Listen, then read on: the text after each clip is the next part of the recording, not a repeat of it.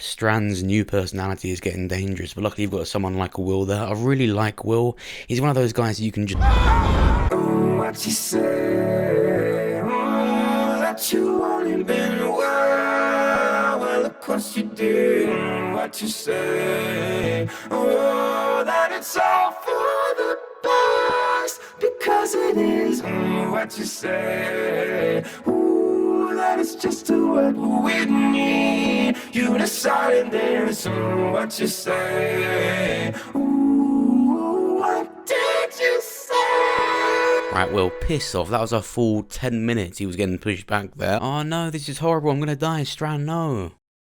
Oh, I'm not dead yet. Maybe I should try and stop him from pushing me. Today I'm going to break down and review Fear the Walking Dead Season 7, Episode 1, The Beacon. And also discuss the recent talks of Lenny James saying he wants to return to The Walking Dead and appear in Part 3 of Season 11. It's actually really likely that he does come back, which means the rumours of that crossover were true. Before I begin, I want to thank the sponsors of this video. If you've heard of Raid Shadow Legends already, then you know it's got tons of champions. It's got over 600 now. But I want to talk to you about something else for a minute. The bosses. And I want to give you a breakdown of one of my favourites, Sylvania, Guardian of the Spirit Keep.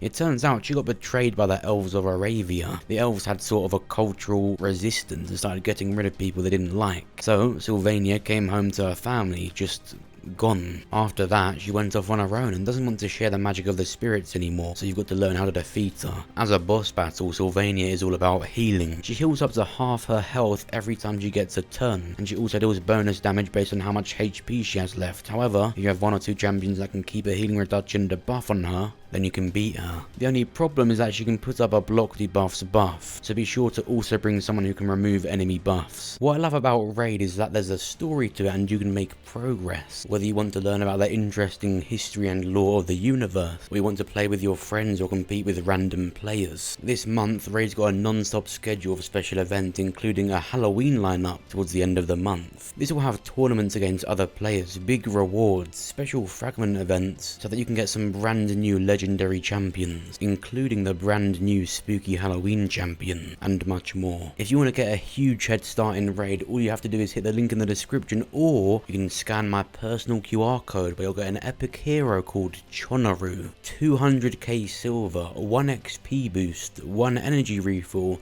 and 1 ancient shard. You can summon this rare champion as soon as you get in game. All of the treasure will be waiting for you right here. These rewards will only be available for the next 30 days and only for new players. Scan this code or go to the link in the description, it's that easy. So the Season 7 premiere starts off in a completely different setting to how the Season 6 finale ended. We're still in the same place, but it's now been completely engulfed in radiation after the nuclear blast. It's now some kind of fallout zone, and we're introduced to a new character, short-time protagonist, Will, and I liked him for the 10 minutes he was here. On the road, Will gets captured, stripped, and quarantined. He tries to escape and he finds a pirate-looking sword before he's stopped by a familiar voice. Belonged to George Hockley, friend of Sam Houston, commander of the Twin Sisters. The sword dates back to the War of 1812. Ah, Strand, you didn't copy an article from the Bollock Museum in Austin, Texas, did you? I actually really love the meaning behind Strand using this sword. For a start, he knows so much about it because him and his group have been looting nearby museums, so it makes sense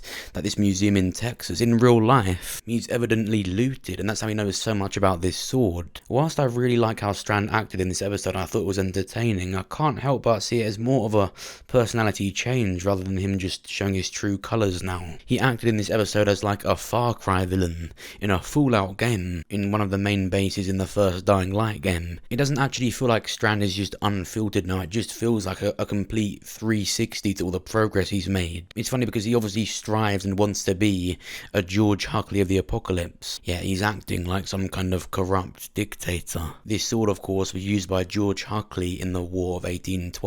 As Strand said himself, the War of 1812 was conflict fought between the United States and Great Britain over British violations of US maritime rights. It ended with the exchange of ratifications of the Treaty of Ghent. So it all ended in peace. So if there was some kind of mirror in the story of Fear with that war, in that it both ends in peace, is really likely. It just unfortunately means that Strand's death will likely be the product of that. But obviously Alicia's got her little group now. Strand has his quite larger group group. But essentially, if there is some kind of conflict between Alicia, Morgan and Strand, which we've seen there is, I see Strand having to die, but his work paying off, and Alicia gets to have control of this much bigger group. And over the years, over time, they'd have an army as big as what Michonne saw. It's obvious with all these references and antics to war. Notice in the cold open there's burning paper around the screen. We saw this in the teaser trailer for season 11 of The Walking Dead when AMC puts it as the epic final season. Another small but nonetheless interesting connection to The Walking Dead. Will gives Strand the medallion that he gave Alicia, so this now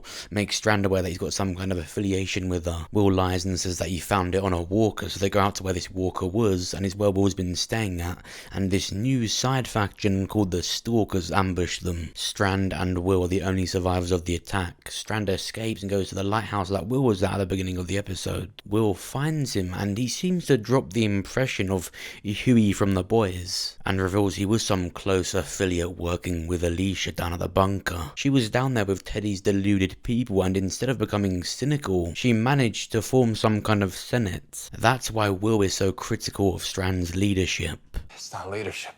You think you're an authority on the subject because you worked for a senator? I think she's so wonderful. Why aren't you there with her? Will reveals that once he found out he was in the presence of Strand, he was going to try and take him to Alicia in hopes of getting taken back in because he was cast out. Strand starts to talk normally with Will, saying that he understands he's changed and that he gave the medallion to Alicia so that she remembered who she was, because he knew that he wouldn't do the same. Yet it turned out to just be a trick. With this happening, even with Strand at gunpoint, Will decides not to take him to Alicia and leave, saying that she'll be better off without him. When he goes to leave and opens the doors of the lighthouse, he looks out and sees walkers approach him, but he recognizes them. These were Alicia's people, his people. This leads to a really cool scene that I loved, where he has to fix the lighthouse bulb and get it going so that Strand can go out there and see the walkers and take them all out.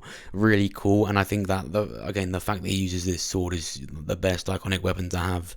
It's better than Alicia's fucking truck exhaust. So after all of this, they then go back to the bunker that Alicia's been staying at, and after the first few rooms in that bunker, I was actually pleasantly surprised with how good it looks down there. It's literally a senate office. I didn't think we'd see that in Fear, at least. Just think about all the speeches that Alicia's had here. The painting of her and a walker on the wall behind it that Will suspects she actually made herself. As they get closer, they notice that there's a note on the podium marked for Will.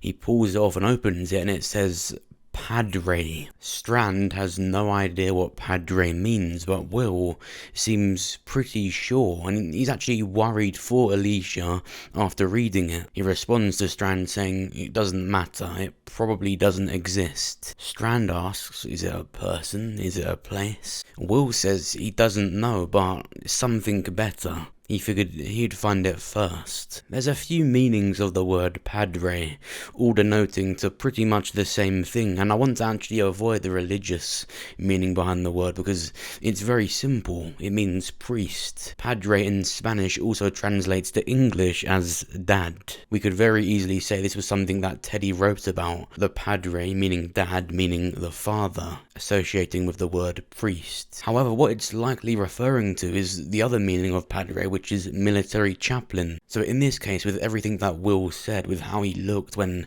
he found out Alicia went to go and find this Padre, it's very likely some military group that they've heard out on the road, or word of mouth in the bunker, who very clearly look like it's something better, as Will said.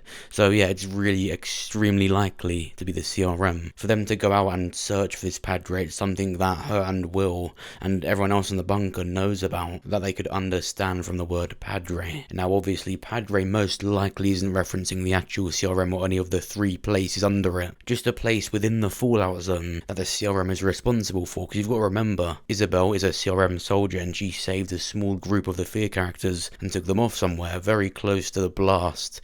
It's unlikely a helicopter would be completely untouched by the blast. Padre is very likely where the other Fear characters are, where she took them. If Will and the other characters that know about Padre see it as some kind of godly, superior thing, then it's safe to assume the CRM. Nobody knows. Might not even exist. It?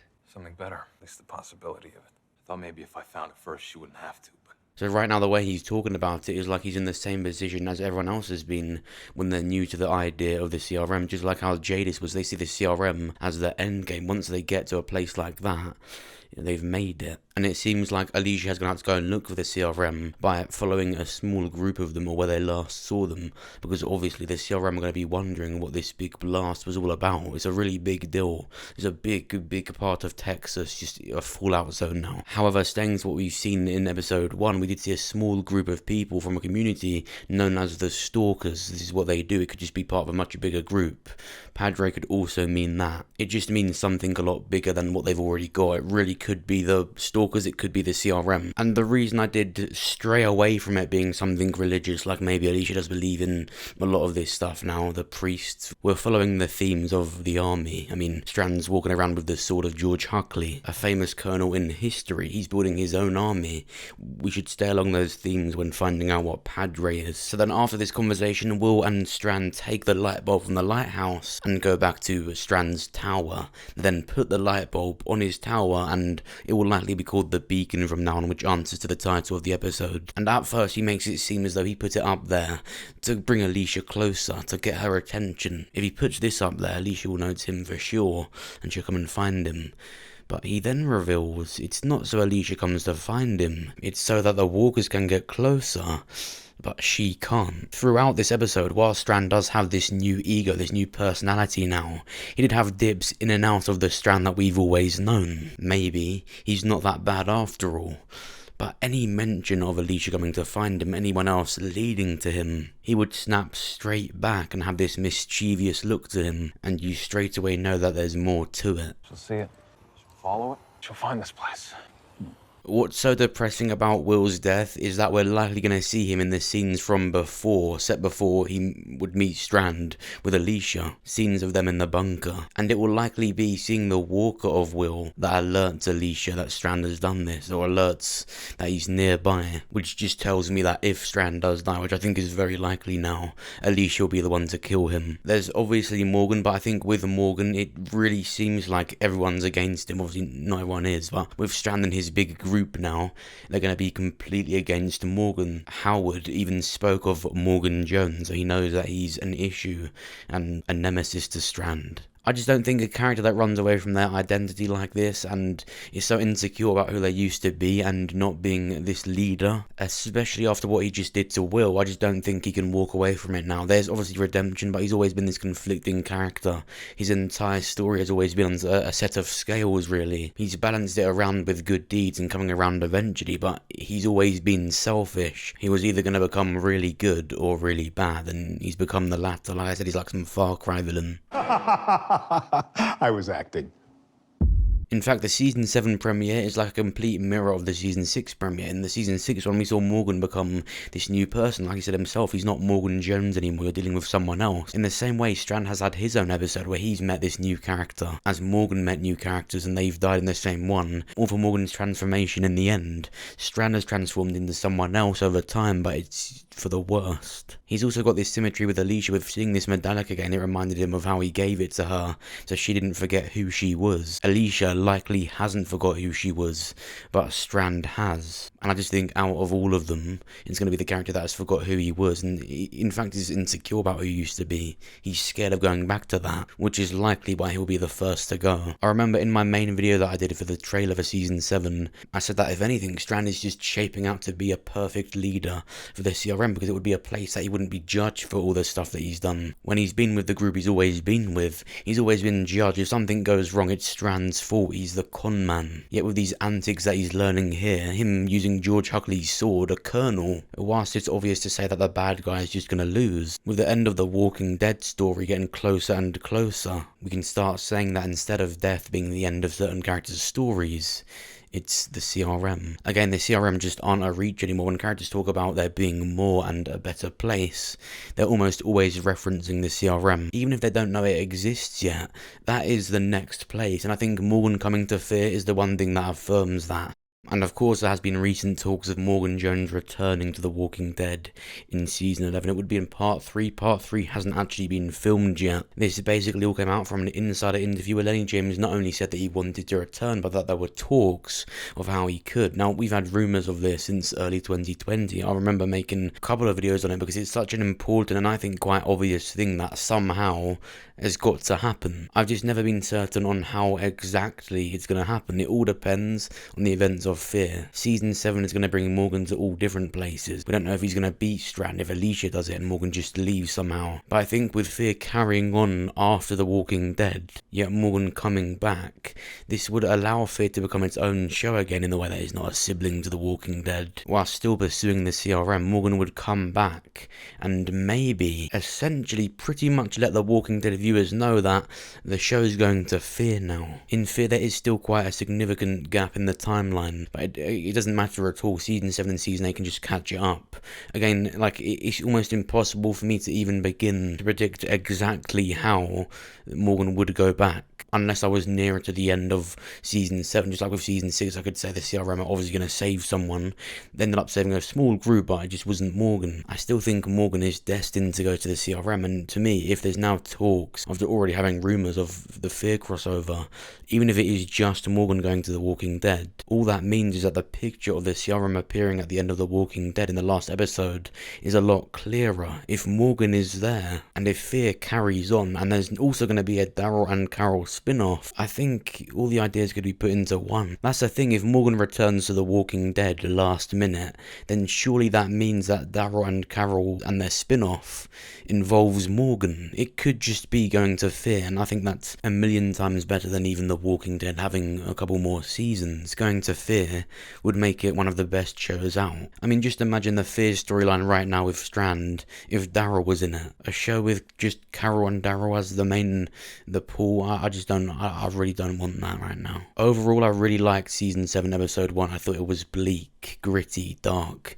a perfect October episode. I thought it was a great introduction not only to the season but to Strand and how he acts now and what he's built for himself. Whilst I do worry that Strand could just be wasted through his new personality, it was just really entertaining to watch. I think that's what matters. What did you think though? Did you enjoy the episode? What do you think is going to happen with Strand, Alicia and Morgan by the end of this season? Is Morgan really just going to leave? Is Strand going to die? Does this army that Michonne saw have any significance to Fear? Comment down below and let me know what you think. And of course, if you enjoyed the video, then make sure you press the like button. It actually genuinely helps me out and will get this video seen by more people. If you did enjoy it, then check out my video I made on the Rick Grimes Fortnite skin. One of my favourite videos now.